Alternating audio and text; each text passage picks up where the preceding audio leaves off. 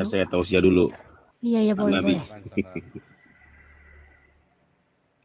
Jadi, kenapa sih ibadah sejati kita adalah melakukan kasih? Dalilnya 1 Yakobus ayat 27, ibadah sejati mengunjungi yatim piatu dan janda-janda dalam kesusahannya, bukan janda muda, sambil menjaga hidupmu tidak dicemarkan oleh dunia.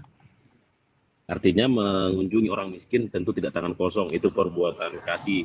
Menjaga hidupmu tidak dicemarkan dunia, tidak narkoba, tidak cabul, itu perbuatan kasih. Kenapa ajaran Yesus perbuatan kasih bukan ritual dan simbol selalu merujuk kepada ibadah sejati, selalu merujuk perbuatan kasih. Dasarnya di perjanjian lama. Dengarlah hai Israel, Tuhan itu Esa, kasihilah Tuhan Allahmu dengan segenap hatimu, segenap kekuatan akal budimu. Dan hukum yang sama dengan itu, equal. Kasihilah sesamamu manusia seperti dirimu sendiri. Pada kedua hukum itulah terletak semua kitab hukum, kitab para nabi dan hukum Taurat. Artinya esensi ibadah sejati. Kenapa sih kasih? Nah, lagi-lagi, bagaimana cara melakukan kepada yang tak terlihat? Yesus mengatakan, apa yang kau lakukan kepada saudaramu yang paling hina ini, kau telah melakukannya untukku. Jadi melakukan kepada Tuhan yang tidak kelihatan mekanismenya dengan melakukan kepada sesama kita. Kenapa sih pertanyaannya ibadah sejati itu menyenangkan Tuhan itu bukan ritual dan simbol, tetapi ternyata melakukan kasih. Ingat, Kejadian 1 ayat 26. Marilah kita menciptakan manusia menurut gambar dan rupa kita. Ketika saudaramu yang kau ampuni itu atau pemulung yang kau kasih makan itu, kalau dia mati, tubuhnya jadi tanah. Jiwanya nanti akan dihakimi, apakah ke Hades atau ke Taman Firdaus.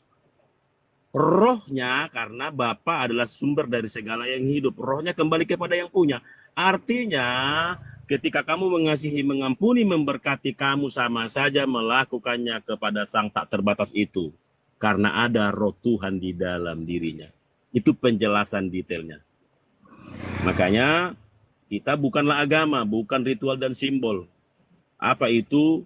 Kita berpikir melakukan ritual berkegiatan organisasi, pakai jas, pakai musik, melompat-lompat menyenangkan Tuhan. Tidak. Kalau sebatas itu saja, kamu sedang beragama.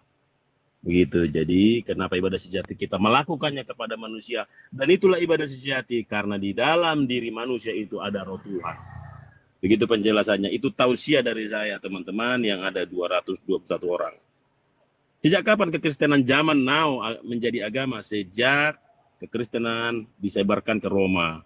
Sejak saat itu terjadi penginjilan kontekstual. Awalnya tidak apa-apa, tetapi kenyataannya kontekstualnya awal konteksnya dipegang, teksnya ditinggalkan. Misalnya kontekstual itu Trinitas, Sabellian, Unitarian, dan semuanya dogma-dogma itu.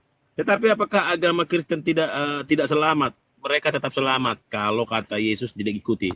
Kamu akan dikenal sebagai pengikut-pengikutku bila kamu saling mengasihi. Aku pikir begitu, semoga tercerahkan.